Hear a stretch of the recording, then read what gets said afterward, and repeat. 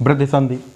हो क्या रहा है इसमें, आ का मेल आ से हुआ दीर्घ, आ का मेल ई से हुआ, उ से हुआ, री से हुआ, गुण संधि। अब आ का मेल ए और ओ से होगा। वृद्धि संधि की परिभाषा की जाती है कि आ का मेल ए से हो तो ए हो जाता है, और आ का मेल ओ से हो तो औ हो जाता है। दो उपनियम है इसके, यानी कि हम इसको उपनियमों में कुछ इस तरीके से लिख सकते हैं। ओ से हो तो औ हो जाता है। जैसे इसके पहले हमने व्याख्या लिखा था नियमों का, अगर हम आ का मेल ए से देखें तो हमें पता चलता है कि इस 4 तरीके से मेल हो सकता है। आ का मेल ए से 4 तरीके से हो सकता है। कौन कौन से तरीके इनके हैं, ध्यान दें। पहला आ हो, दूसरा ए हो, इन दोनों के वर्णों के आ हो और इसका ए हो, इन दोनों वर्णों के मिलने से ए होगा, ए होगा। इसी तरीके से पहला वर्ण हर्ष आ हो और दूसरा आय हो तो भी इनके मिलने से आय होगा।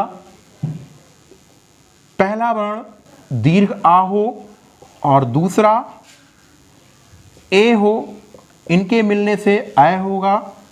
और दीर्घ आ का मेल आय से हो तो भी आय हो जाएगा। इसी तरीके से जैसे आ का मेल ए से हो करके आय बना, उसी तरीके से आ का मेल ओ से होगा तो औ बनेगा। इसकी भी 4 मेल हो सकते हैं। कौन कौन, हर्ष आ का मेल ओ से हो तो आओ बनेगा,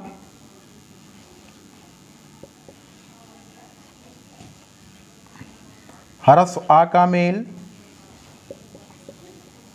आओ से हो तो भी औ बनेगा, दीर्घ आ का मेल ओ से हो तो भी औ बनेगा, और दीर्घ आ का मेल आओ से हो तो भी आओ बनेगा। ध्यान दे, आ का मेल ए से हो तो ऐ बनेगा। इनका मेल 4 तरीके से हो सकता है। आ प्लस ए बराबर ऐ, आ प्लस ऐ बराबर ऐ, आ प्लस ए बराबर ऐ, आ प्लस ऐ बराबर ऐ। इसी तरीके से आ का मेल ओ से होने पर औ बनेगा, और उसके भी 4 तरीके ये होंगे, ये आपको दिखाया गया। ठीक है, आप इसका स्क्रीनशॉट ले लीजिए वृद्धि संधि के नियमों और उनकी व्याख्या का। वृद्धि संधि 2 उपनियमों के, आ का मेल ए से हो तो ऐ होगा, आ का मेल ओ से हो तो औ हो जाता है। और इसके बाद ये इसकी व्याख्याएं हैं, आप इसका स्क्रीनशॉट लीजिए। हम इसके उदाहरण पर आते हैं। फिर उदाहरण देखें।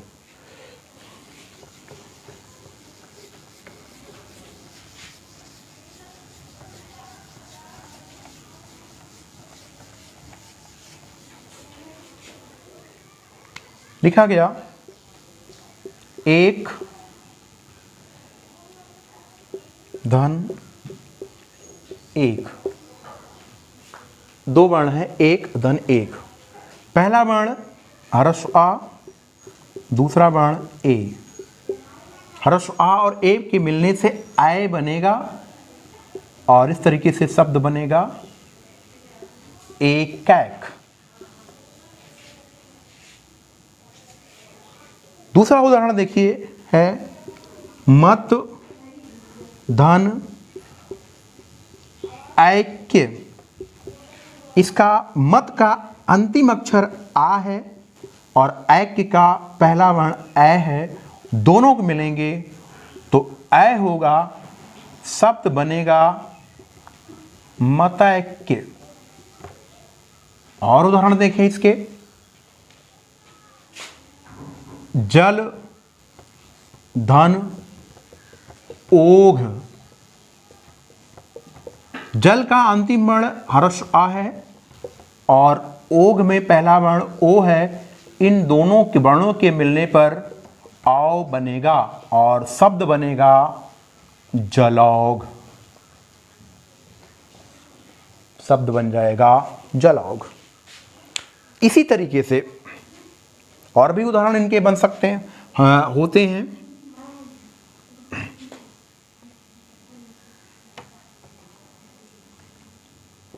महा, धन, ऐश्वर्य। महा का अंतिम वर्ण दीर्घ आ है और इसका पहला वर्ण ऐ है। आ और ऐ इन दोनों वर्णों के मिलने पर ऐ होगा और शब्द बनेगा महेश्वर्य।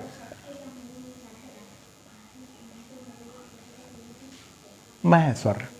ठीक है, वृद्ध संधि तक ये आपने देखा। अब इसके स्क्रीनशॉट ले लीजिए, फिर आपको हम यण संधि बताएं। स्क्रीनशॉट ले लीजिए, ठीक है। ध्यान दें,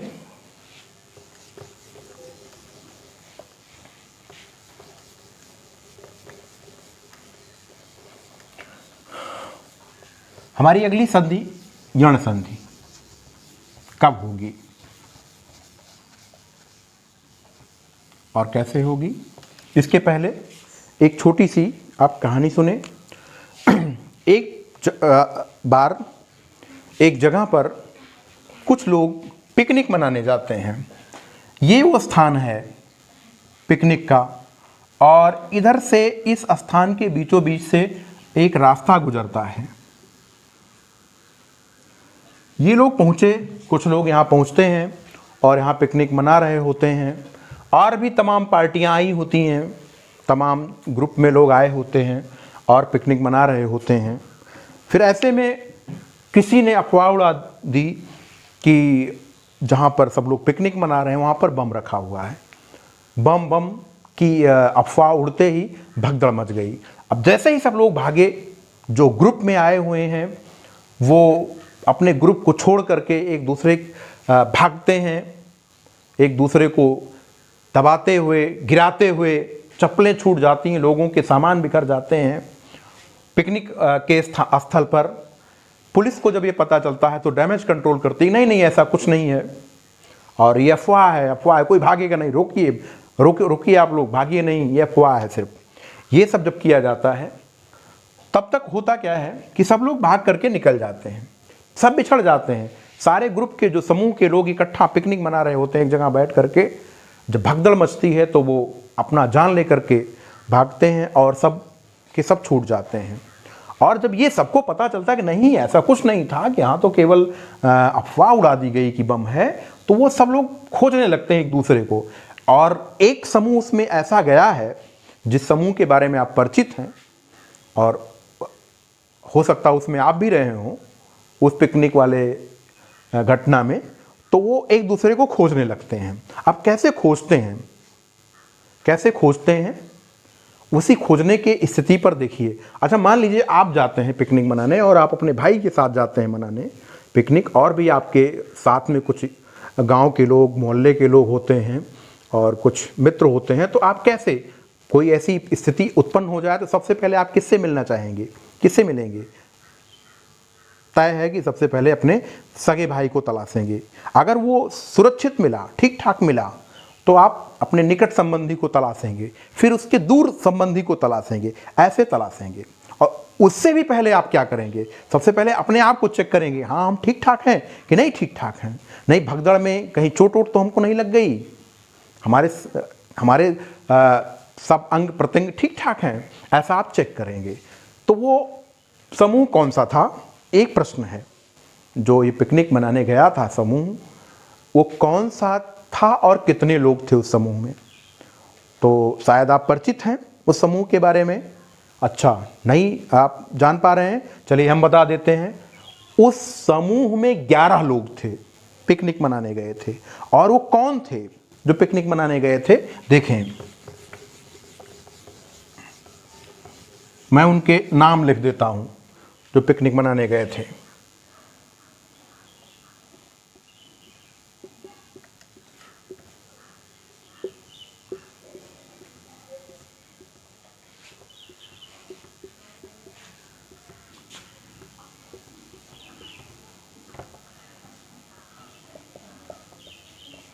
हो आओ।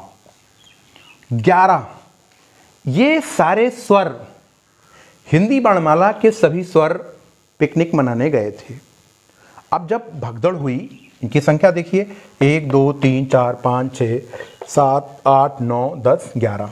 जब भगदड़ हुई तो आ जो ह्रस्व आ है वो सबसे पहले भगदड़ के बाद अपने आप से मिल रहा है। अपना हाथ उठा के देख रहा, हाँ हमारा हाथ सही है, पैर चेक कर रहा है, हाँ हमको चोट वोट कहीं नहीं लगी है। यानी आ जब स्वयं से मिला तो आ हो गया दीर्घ आ। इस एरो मार्क का ध्यान से देखिए, एरो आ से शुरू हुआ है और आ पर खत्म है। इसका मतलब है कि जिस संधि में पहला वर्ण आ हो और दूसरा वर्ण भी हर्ष आ हो तो दोनों मिलकर के दीर्घ आ हो जाते हैं। और अगर हर्ष आ का मेल दीर्घ आ से हो, अरे भाई ये भगदड़ जब मची उसके बाद ये छोटा भाई अपने बड़े भाई से मिलने गया तो ये दीर्घ आ हो गया। और जब बड़ा भाई स्वयं से मिला तो भी दीर्घ आ हो गया। और जब बड़ा छोटे से मिला तो भी दीर्घ आ हो गया। बताइए कौन सी संधि में ऐसा बताया गया था? ये आपको दीर्घ संधि में बताया गया था कि आ का मेल आ से हो तो दीर्घ आ हो जाता है।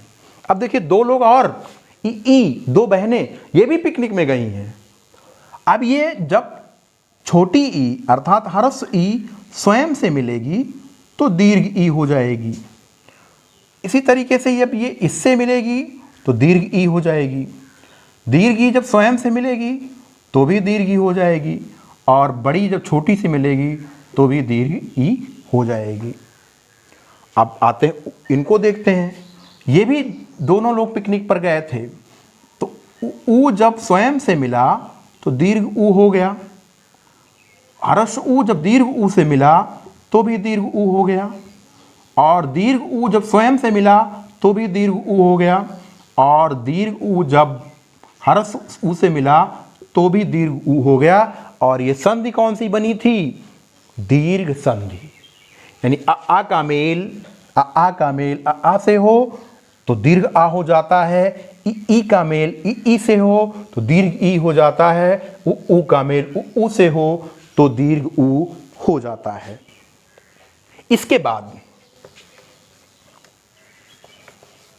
इसके बाद क्या होता है देखें।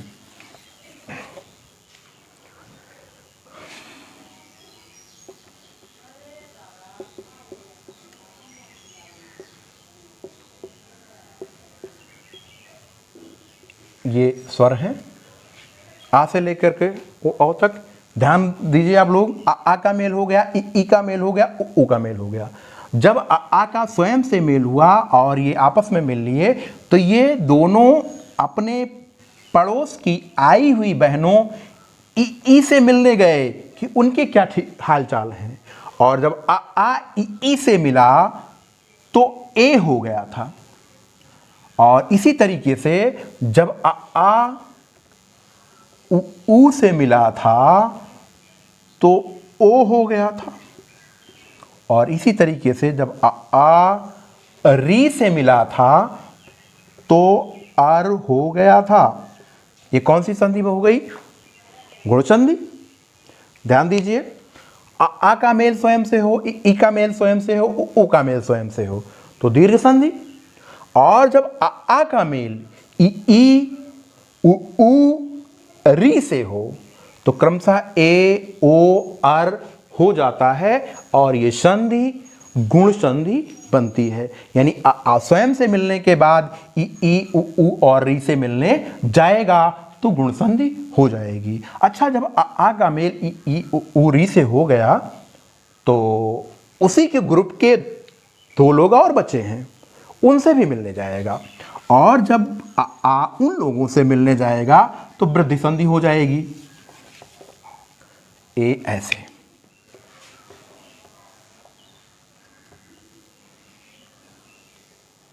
ऐसे आय हो जाएगा।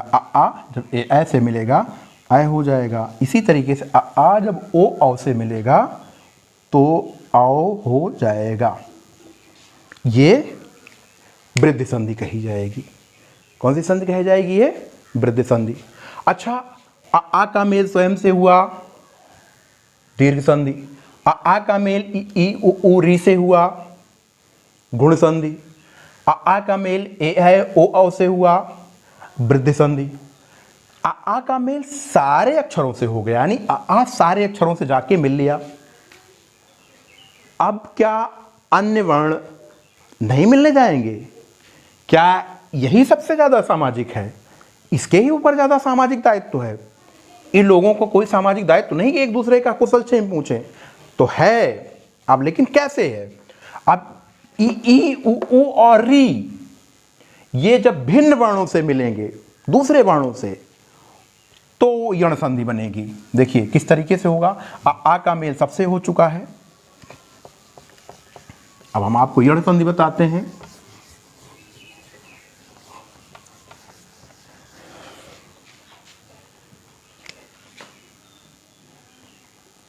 चौथा यण संधि। हमने क्या बताया? किसका मेल होना है? ई का मेल, उ का मेल और री का मेल। होना किससे है? भिन्न स्वर से। भिन्न स्वर का क्या मतलब है? वे वर्ण जो ई के अलावा कुछ हो। ई के लिए भिन्न स्वर कौन है? ई को छोड़ करके सारे अक्षर भिन्न स्वर हैं।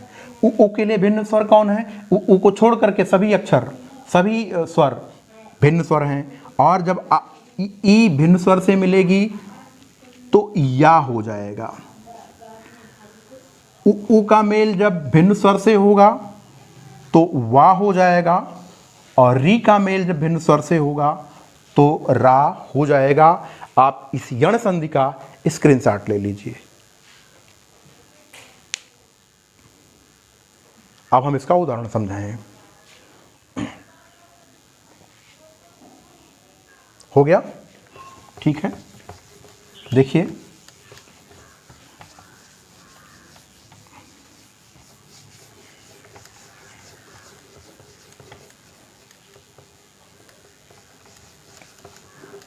उदाहरण के तौर पर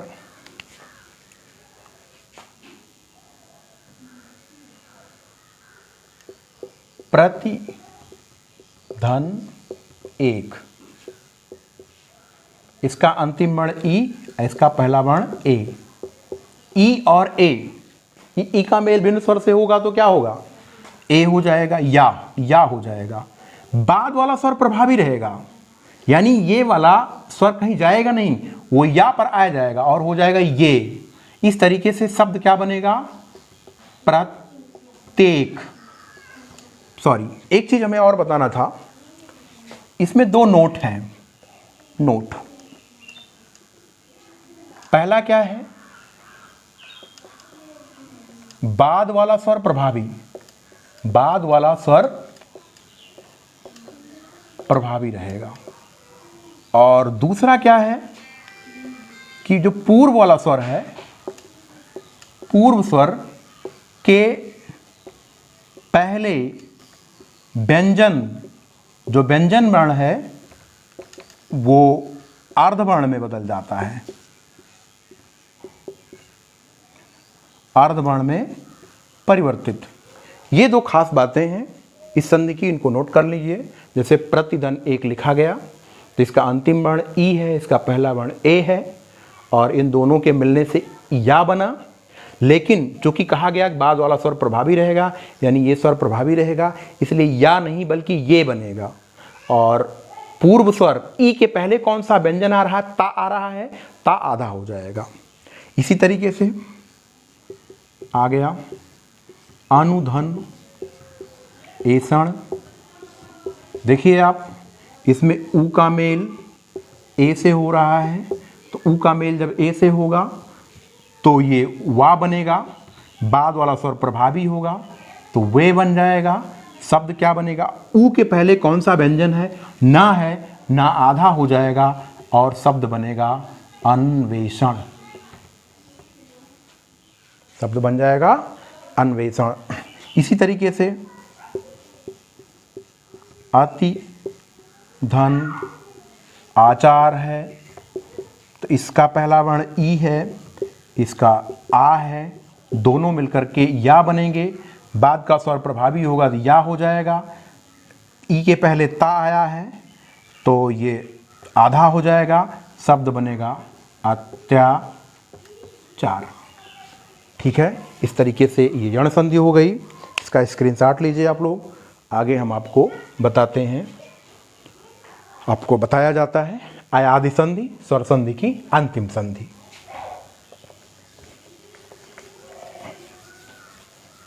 अयादि संधि।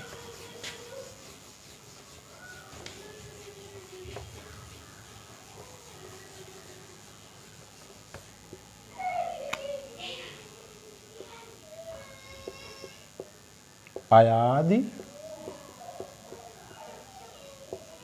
संधि, ध्यान दें, अयादि संधि। जैसा कि आप लोग पढ़े, आ का मेल सारे वर्णों से हो गया, ई उरी का मेल भिन्न वर्णों से हो गया। अब बचे कौन हैं? ए आई ओ औ। ए आई ओ औ का मेल भिन्न वर्णों से होगा तो अयादि संधि होगी, और अगर इनका मेल भिन्न स्वरों से होगा तो बनेगा क्या? ध्यान दें, भिन्न स्वर। ए का मेल भिन्न स्वर से हो तो हो जाएगा आय। आय का मेल भिन्न स्वर से हो जाएगा आय। ओ का मेल भिन्न स्वर से हो जाएगा आव, और आव का मेल भिन्न स्वर से हो तो हो जाएगा आव। ठीक है, ये हमारी अयादि संधि है। इसका स्क्रीनशॉट ले लें आप लोग, फिर इसके हम उदाहरण बताएं। जैसे उदाहरण के तौर पर देखते हैं, लिखा गया है गए, धन, अन्न। गए, इसका अंतिम वर्ण क्या है? आय है, और इसका पहला वर्ण क्या है? आ। अब देखिए, आय का मेल भिन्न वर्ण से होगा तो क्या बनेगा? आय। तो शब्द क्या बनेगा? गायन। इसी तरीके से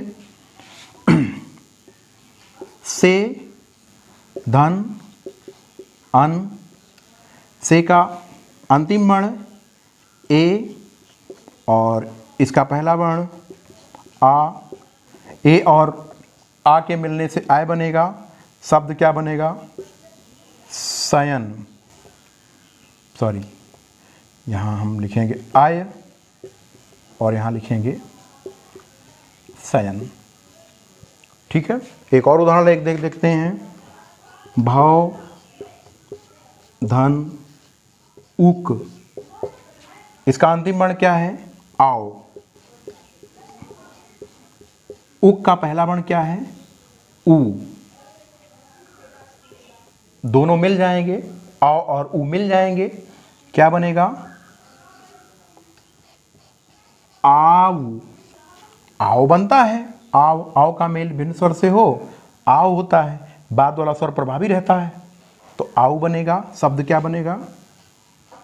भावुक।